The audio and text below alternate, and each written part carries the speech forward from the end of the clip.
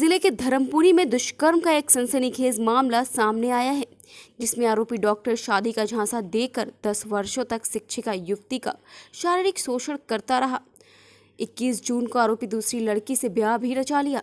आरोपी के मामा से पीड़िता के परिवार को सूचना मिली कि जिसके बाद पीड़िता ने अपने पिता के साथ जाकर थाने पर आरोपी डॉक्टर के खिलाफ रिपोर्ट दर्ज करवाई।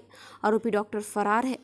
धर्मपुरी थाना क्षेत्र के पगारा जामन्य निवासी दिलीप पिता श्याम ठाकुर युवती के पास वाले मकान में रहता था। दोनों पढ़ाई में अव्वल थे। दोनों एक दूसरे को पसंद करते थे। एक ही समाज होने के कारण दोनों परिवारों में नौकरी के बाद शादी की बात पर राजी थे। पीड़िता 2009 में शासकीय सेवा में शिक्षिका बन गई, जबकि आरोपी डॉक्टर बनना चाहता था।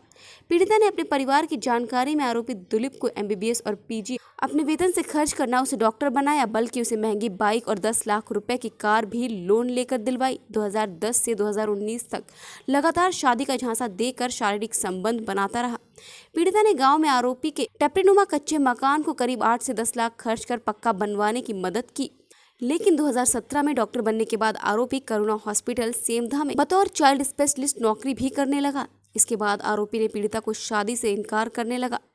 पीड़िता और परिजनों ने आरोपी को मनाने की कोशिश भी की, लेकिन आरोपी ने बात करना ही बंद कर दिया। 21 जून 2021 को आरोपी डॉक्टर दिलीप ठाकुर ने किसी अन्य लड़की से ब्याह रचा लिया। इसकी भी जानकारी आरोपी के मामा से पीड़िता के परिवार को मिली, जिसके बाद पीड़िता ने अपने पिता के साथ थाना धर्मपुरी पर जाकर रिपोर्ट दर्ज करवाई। अब डॉक्टर फरार है। पुलिस जल्द पकड़ने की बात कह रही है। पीड़िता अब आरोपी डॉक्टर को सजा करवाने के साथ उसका मेडिकल काउंसलिंग से रजिस्ट्रेशन रद्द करवाने पर अड़ी है। अभी आपने धर्मपुरी थाने पर 376 का मामला दर्ज करा हुआ है, क्या है पूरा मामला? हाँ, 29 जून को 2021 में मतलब हम लोगों ने रिपोर्ट दर्ज करवाई थी। इस बीच अभी तक कोई कार्यवाही नहीं की। अभी तक जो आरोपी फरार है, मतलब उसे गिरफ्तार नहीं किया गया है।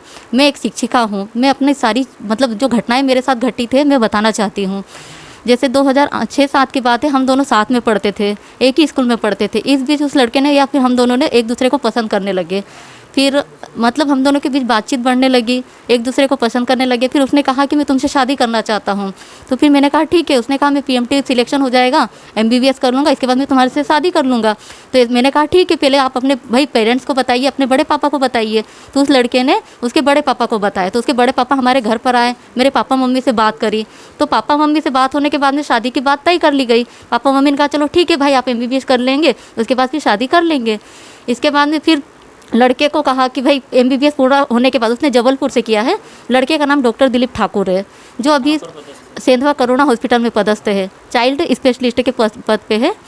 तो फिर MBBS पूर्ण होने के बाद में फिर पापा मम्मी ने कहा कि बेटा आप शादी कर देते। तो उस लड़के ने कहा कि पापा मैं PG करना चाहता हूँ, मेरा PG में हो जाने दो, उसके बाद फिर कर लेंगे। तो फिर पापा मम्मी ने कहा चलो ठीक है बेटा, आप पढ़ने में थोड़ा अच्छे थे सोच करके फिर वो एग्री हो गए। तो PG में सिलेक्शन होने के बाद में उसको 2 साल लगा। 2 साल होने के बाद में फिर पापा मम्मी ने कहा कि बेटा चलो शादी कर लेते हैं, अब करवा लेनी चाहिए, अब काफ़ी टाइम हो गया है। फिर भी वो वहीं पर मतलब शादी की बात को पलटता रहा, आगे बढ़ाता रहा कि नहीं पापा थोड़ा सा मुझे जॉब लग जाने दो, कहीं पदस्थ हो जाने दो। ऐसा सोच के फिर वो सेंधवा करुणा हॉस्पिटल में पदस्थ हो गया। उसके बाद भी उसने क्या किया, शादी करने से इनकार कर दिया। इस बीच जबलपुर से, इंदौर से कई बार धर्मपुरी आया। धर्मपुरी आकर के कई बार मेरे घर पर आया और शारीरिक संबंध मुझसे बनाता रहा, ये कहकर कि मैं तुमसे शादी कर लूँगा, परंतु आज तक उसने मुझसे शादी नहीं करी। इस बीच उसके घर की आर्थिक स्थिति खराब थी, उसकी भी आर्थिक स्थिति खराब थी। तो मेरे द्वारा, मेरे पेरेंट्स के द्वारा उसे आर्थिक सहायता दी गई, परंतु उसके द्वारा फिर वापस नहीं दिया गया।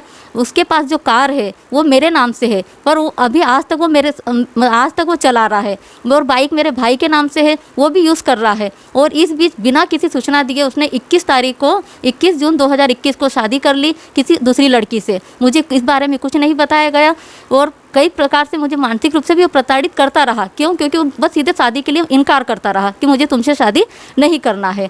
तो फिर हमने मतलब कई बार उसे समझाया, पर ऐसा कुछ भी नहीं।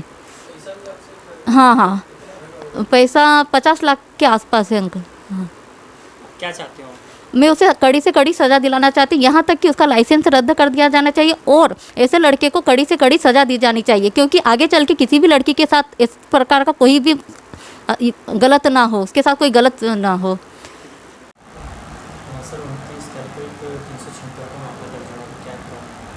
एक लड़की ने अपने पिताजी के साथ आकर थाने पर रिपोर्ट लिखाई थी कि दिलीप पिता श्याम ठाकुर, जिसको ये पिछले 10 सालों से जानती थी, इसके खिलाफ 376 की रिपोर्ट लिखाई थी कि इसने 2010 से इसको शादी का आश्वासन देकर इसके साथ लिव इन रिलेशनशिप में रह रहा था और इसके साथ कई बार गलत काम भी किया और हमेशा ये कहते रहता था कि शादी कर लेंगे। और उसके बाद इसको पता चला कि कुछ दिन पहले इसने किसी दूसरी लड़की के साथ शादी कर ली।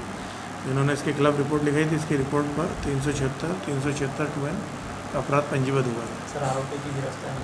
आरोपी अभी यहीं जामनिया का धर्मपुरी थाना क्षेत्र का रहने वाला है, तो एफआईआर के बाद से फरार है। इसकी गिरफ्तारी का प्रयास किया जा रहा है।